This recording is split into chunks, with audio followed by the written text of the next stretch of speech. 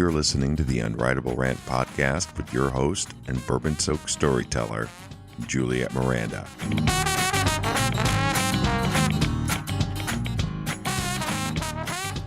Hi there, y'all. It's Juliette Miranda, and welcome to episode 243 of the Unwritable Rant podcast. I have a bourbon-soaked story for you today about 10 minutes with Kiss and a labyrinth of disasters. But first, you know the drill. It's bourbon time. Cheers, y'all. Oh, sweet, sweet bourbon. Y'all, I am recovering from yet another round of house guests, including a return visit from my best friend, Texas. These past few days have been, simply put, a fucking bender of booze, food, and insanity, and I loved it. I loved every minute of it. The only downside is that I'm kind of paying for it now. And it's not so much the hangover as it is trying to return to my normal routine.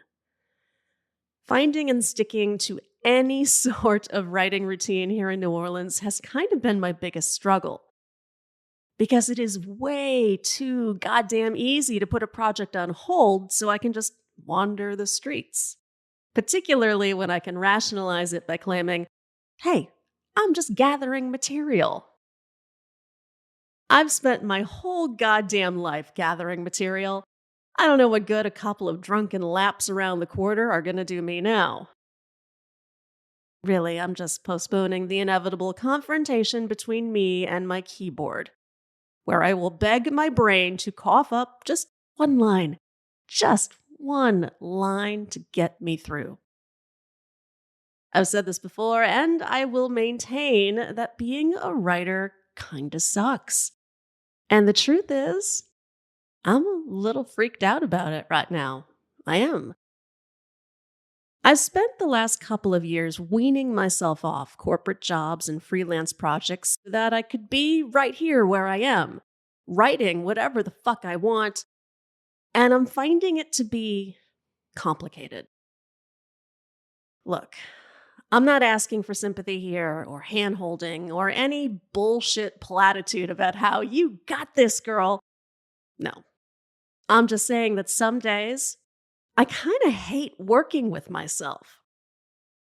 I am the shitty coworker who rewrites all of your work because clearly you suck. I'm the dumb intern who burns popcorn in the microwave. And yes, I am the jerk boss who makes you work overtime on the weekends, just all rolled into one obnoxious package. I suppose I've always been something of a misguided ass. And you know who once could have agreed with that statement? Gene Simmons. Not that he has any clue who I am now, but many, many years ago, I interviewed the guy. Kiss had been booked to play a large Chicago music fest. You know, one of those all-day affairs involving way too many bands and people just stuffed into an indoor venue that was probably better suited for kennel club shows.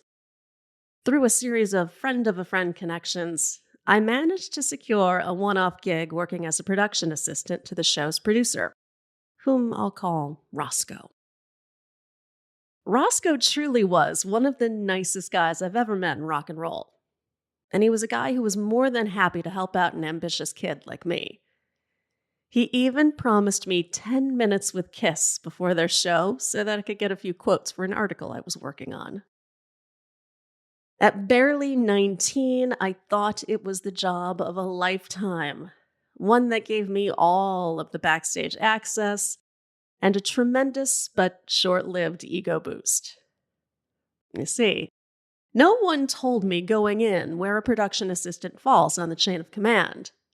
I figured I was second to Roscoe, sort of a go through me to get to him scenario. The night before the show, I fantasized about hanging out in the sound booth with Roscoe, fielding questions about stage lights and sound, and just generally keeping people from bothering him as the bands played. What did I know? I'd only ever seen a concert from the perspective of the audience or the band. I had no clue what actually goes into making it all happen. Bands load in, plug in, and play. That was what I knew. I had no idea the complexity of managing 7 bands over 15 hours, with autograph signings, vendors, and photo ops to coordinate in between. The production assistant never even sees the sound booth. I mean, not unless they're on a beer run. And that is because it is the PA's job to play fetch. You need 100 clean white towels perfectly folded and stocked in the dressing rooms. Call the PA. You want 25 cars moved because they're blocking the bay doors? Have the PA do it. And both better be done in the next 20 minutes because there are a dozen deli trays on the way, and those suckers aren't going to unload themselves. I arrived at the venue at 6 a.m., and by 10 a.m. was so dizzy from the countless commands and insults barked over my fucking walkie-talkie, I literally thought I might die. And I know that sounds dramatic, I get it, but I had never experienced stress like this, where my heart was racing so fucking fast I could feel it in my eyeballs. And sure, they were paying me, which is more than I can say for the poor interns, but I wasn't entirely sure it was worth it. The measly $80 that I would get did not seem like enough to justify being called a dumb clown cunt when I accidentally locked myself in a couple of roadies outside. And that was the more pleasant of putdowns shouted at me as the guys banged on the door. They'd been out behind the building smoking when I emerged. And I am loaded up with 4 giant, stinking garbage bags. Because, of course, it's up to the PA to take the trash out. So all I want to do is navigate my way to the dumpster without spilling the remnants of breakfast on my once cute but now kind of wilting outfit. And these guys, they don't rush to help a lady. No. They just watch as I stagger sideways through the door, with wet and mushy bags slapping against my legs with every step. I turn once I'm fully out, and as I do, I accidentally knock 2 bags into the door. The crumpled beer can that had been wedged under it was no match for the impact, and the door mercilessly slammed shut. 5 seconds prior, those roadies, they had been all, "Hey baby, want to collect my trash?" Now, thanks to this dramatic inconvenience that I've caused, I'm relegated to the role of clown cunt. Despite the fact that it takes a special kind of dolt to think that a beer can is going to keep a 100-pound metal door open. Fucking roadies. Thankfully, though, I was able to radio for help and get us back inside before the rain kicked in. But my overall embarrassment was enough to send me sprinting to the bathroom, where I yak up the 20 gallons of Mountain Dew I downed earlier to keep pace. My dream gig was definitely not supposed to include vomit. The labyrinth of errands and raging pace felt beyond my capabilities. And this wasn't fun. At best, it was generally abusive. And at worst, it was my own living nightmare. But there was one thing that kept me from calling it quits. Those 10 minutes with Kiss. That would be my payoff. My shining moment of glory when I could finally be in my element, hobnobbing with rock stars and demonstrating my talent as a journalist. I just had to keep it together until then. My radio blares as I am giving myself this sad little pep talk, and I'm told that I have a new errand. Fetching one of the afternoon bands from their hotel and bringing them to the venue. I perk up when I hear this because of all of the tasks I could have been given, this seemed the least punishing. And again, my imagination begins to run wild as I picture myself cruising down the highway in my dad's Jeep Wrangler. 4 hot band guys crammed in with me and singing along to my brilliant mixtape.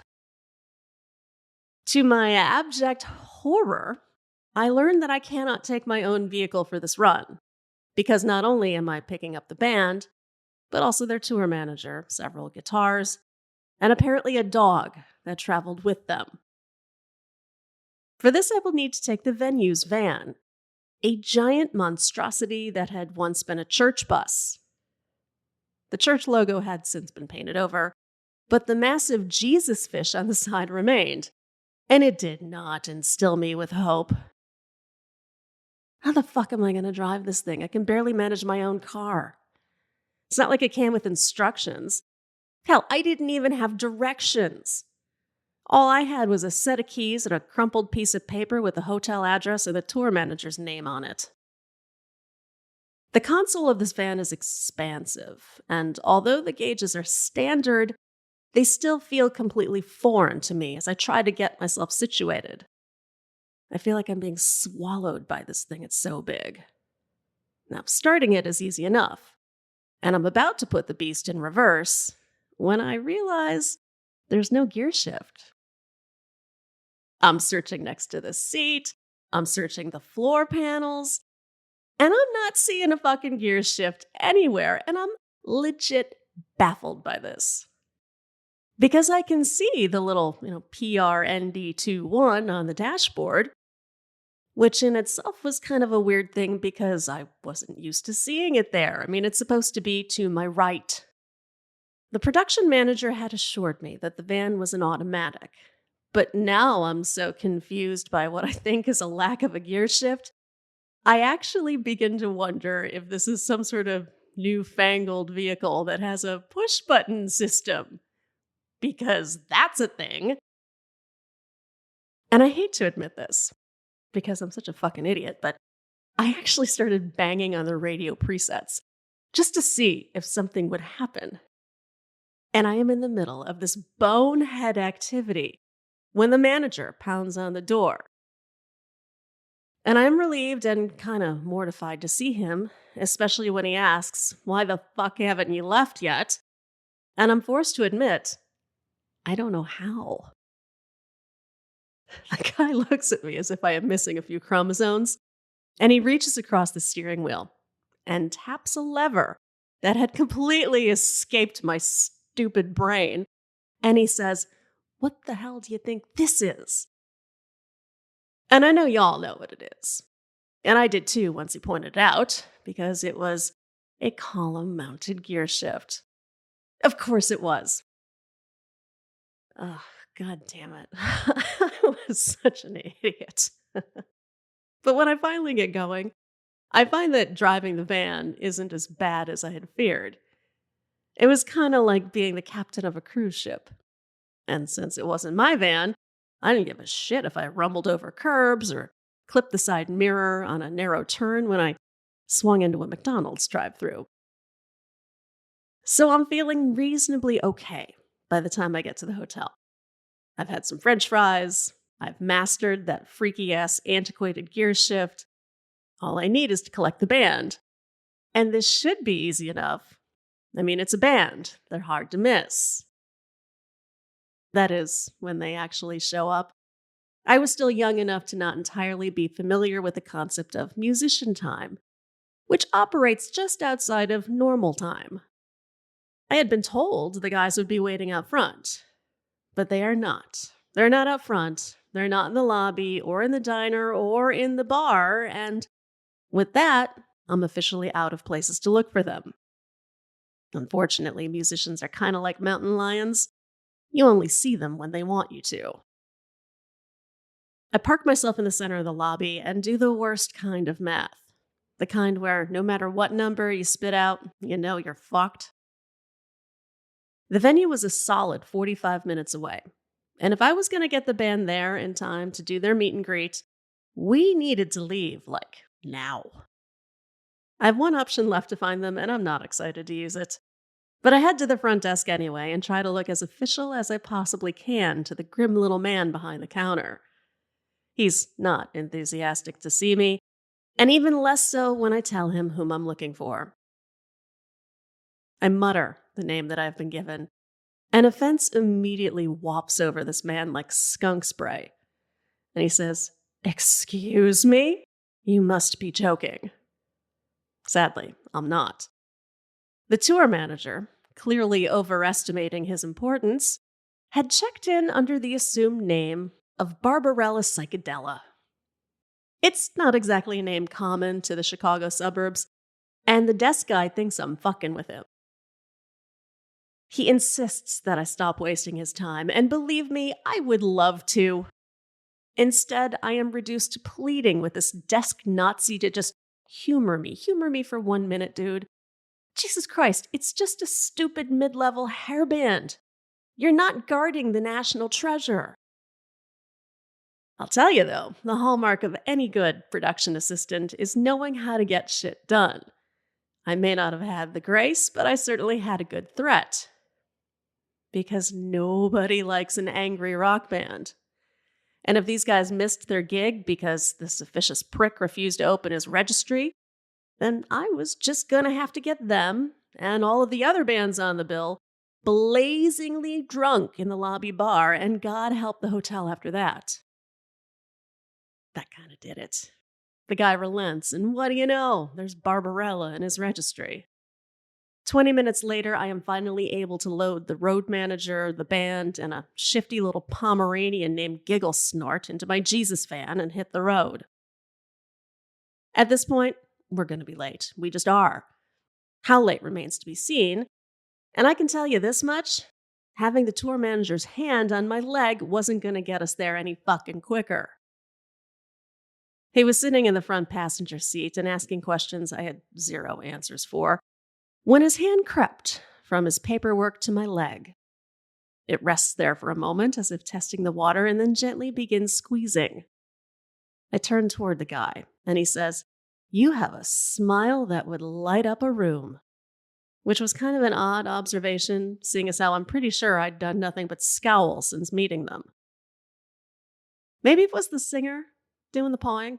I might have been slightly more into it. But the seedy road manager is poking at my leg as if it's a burger on a grill. And I just have to say, dude, do you mind? Come on. And he's all, oh, hey, no problem. But before moving on completely, he pulls his hotel room key out of his pocket. It's an actual key on a chain with his hotel number etched on a plastic fob.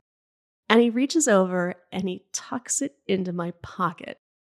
And he says, "Don't take this the wrong way. It's just in case you need me for anything." Uh-huh. I'm pretty sure the only thing I would need him for is a turkey shoot. It is a relief when we finally pull into the venue. The guys all pile out of the van, and I lead them backstage to their dressing room, where the head production manager is waiting. Oh, and he's pissed. He's so pissed because the band is too late to make their autograph signing, and this is obviously my fault. For 5 minutes, the manager just rips into me, calling me a fucking idiot, saying that if I had my head on straight, I would have left on time. I mean, just every single insult imaginable is being hurled at me. And the whole time, the band's tour manager, the same guy who had just minutes earlier slid his key into my pocket. Yeah, he didn't say a word. Not a single goddamn word about how him and his stupid band weren't exactly on time either. He just winked at me like, "Sorry, babe, not my fight." And then, to really punctuate the afternoon, Gigglesnort decides to take a crap on the floor. The production manager points at the steamy pile as if I can't see it, and he says, "Clean that up. Then go to the front office and try to not fuck up answering the phones." Just perfect. Perfect. Even with my lack of experience, I know that you do not send key team to work the office. Not this late in the day. I had just been banished. Now, at least the band knows enough to avoid all eye contact with me as I kneel to mop up the vile mess in the corner. Gigglesnort is prancing around the room, yipping, and the tour manager isn't much better. He's priming the band for the show and promising them all sorts of booze and chicks that they can handle just as soon as they get off the stage.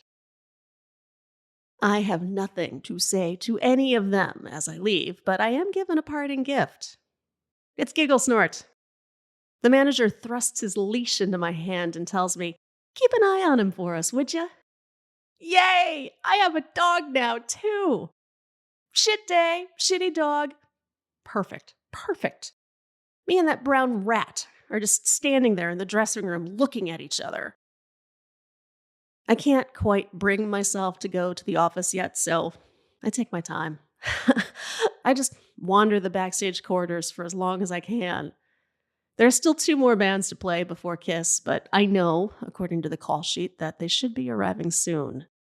So all I am thinking is, it won't be that much longer. Just keep it together, girlie. Keep it together. I'll get my 10 minutes with Kiss, and this whole nightmare will be worth it. And to be honest, once I got to the office, it was definitely a little bit more my speed. I mean, I still felt like a moron, but at least I was a moron who could direct phone calls to the correct people.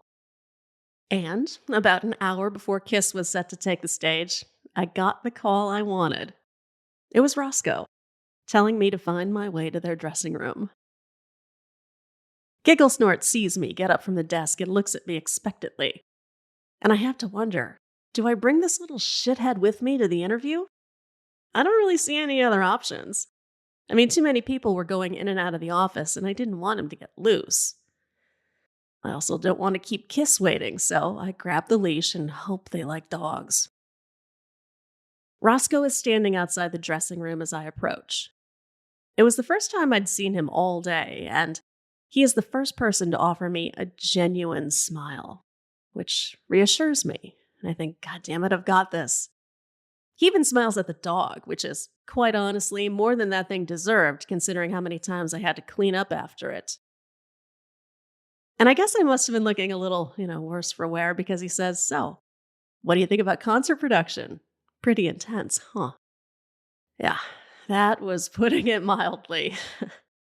Roscoe just laughs, and he offers to take the leash while I talk to Kiss. So the 3 of us enter the dressing room, and there, lounging on a sagging leather couch, is Gene Simmons and Paul Stanley. Their presence seems to take up the entire room, which is saying a lot since there are also about 20 other people in there. Now, I'll admit, I've never been a huge Kiss fan, but there is absolutely no denying who they are in the music industry. I mean, these guys are unequivocally rock gods. Roscoe makes the introductions, and he says, "Guys, this is Juliette. She just needs 10 minutes of your time." Paul Stanley shakes my hand, but Gene barely even looks my way. He's a little preoccupied with the groupies who've just walked in. But it's cool. Groupies I can handle. So I plow ahead with my questions as if the groupies aren't even in the room. Now, I had to be really strategic with my questions because this wasn't exactly a stellar period for Kiss. They'd finished the abysmal Revenge tour a while back, and this one-off gig in the States was preceding the Kiss My Ass tribute album, if you remember that. It featured people like Garth Brooks and Toad the Wet Sprocket doing Kiss covers. So essentially, I needed to talk to Paul and Gene about stuff that they didn't give a shit about. To be fair, Paul was nice enough. But he wandered off after a minute, and I was left with Gene, who was too busy shouting across the room to hear me talking. So I touch his arm, and I repeat my question when he looks back, but I don't get an answer because another musician has entered the room, and Gene has to get up and talk to him. I trail after him like that fucking Pomeranian that I'd been babysitting, and I feel myself start to get a little angry. Now look, I'll just say this right here and now. I did understand that in the world of Kiss, and especially right there in that moment, I had no value to Gene Simmons, none whatsoever. The article that I would write would be seen by a small circulation of people, and it certainly wouldn't line his pockets. But god damn it, I wanted a quote. I wanted one sentence. It wasn't a lot to ask. So I touch his arm again. I ask my question, and I pray for one line. Anything I can print, just anything. Instead, Gene asks me if I know where the strippers are. And when I mention the name of the one strip club in the area, he asks me, "Well, do you dance?" And the implication is because you'd be a whole lot cooler if you did. And at this point, y'all, I admit, I lost my mind. I did. I just snapped. Because I'd been going nonstop since 6 a.m. And I had dealt with so much crap. I mean, literal and figurative. So I'm thinking, fuck sleazy tour managers. Fuck yippy little dogs and locked doors and walkie-talkies. And most of all, fuck this. So I knock into Gene this time. I mean, I really bang into the dude. I clamp my hand. Let me say that again. So I knock into Gene this time. I mean, I bang into him. And I clamp my hand on his arm and I say, Gene, fucking focus. Just one quote. One fucking quote. And I promise I will leave you alone forever. I got my quote all right. It was, what the fuck, babe? Chill out. And that ended my 10 minutes with Kiss. Whew. Oh, that day had been, without a doubt, the biggest disaster I had ever experienced. And I very nearly left right then. I did. Believe me, that was all I heard in my head. I just kept saying, end this nightmare. Go home. Go home. You don't need this. But I didn't do that. I grabbed that stupid Gigglesnort's leash and told Roscoe to radio if he needed anything. That night, I watched Kiss play from the office window, not the sound booth. I drove a very intoxicated band and their dumb dog back to their hotel in a Jesus van, and I later apologized to Roscoe for losing my cool with Kiss. Here's the thing, y'all, and I have to remember this even today as I work on this podcast. I don't always get it right. Sometimes I am a fucking moron. And yeah, I'm a lousy coworker. But I will tell you this much. No matter what crap is thrown at me, I always finish the jobs I start. Cheers, y'all. Thank you so much for listening to this episode of the Unwritable Rant Podcast. Every single episode of this podcast can be found on the unwritablerant.com. You will also find a cute little icon that says Buy Me a Drink. And if you click it, you'll be taken to a secure PayPal page where you can make a one-time donation to this show. You keep me in booze, and I will keep you in boozy stories. And speaking of booze, if you want to hear about the latest bourbon I've got in my glass, just go to YouTube. youtube.com/Juliette Miranda, and you will find my bourbon review videos, you'll find travel vlogs, and Bourbon-Soaked Live. It's my Monday night show where I hang out with friends, talk, and drink. Tune in every Monday night at 7 p.m. Central. And now, y'all, I'm going to go find myself some trouble. Hope you have a great week. I'll be back next Sunday. Cheers, y'all.